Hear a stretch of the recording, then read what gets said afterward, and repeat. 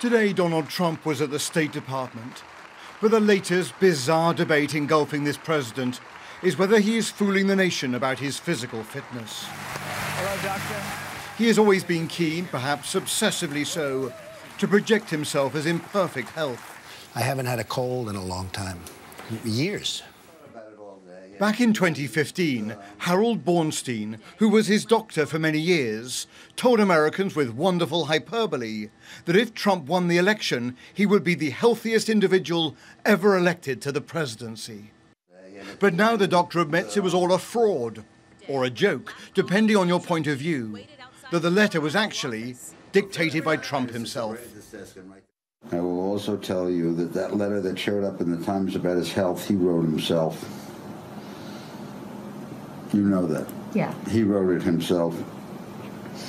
And me, from where I come from, the end of it was just black humor. It wasn't meant to be a serious comment.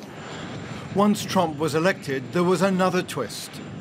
Apparently, after Dr. Bornstein revealed that Trump took a drug for hair growth, his office was raided and all the medical records seized by the White House. I feel raped. That's how I feel.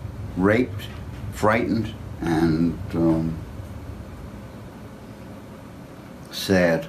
I was completely surprised.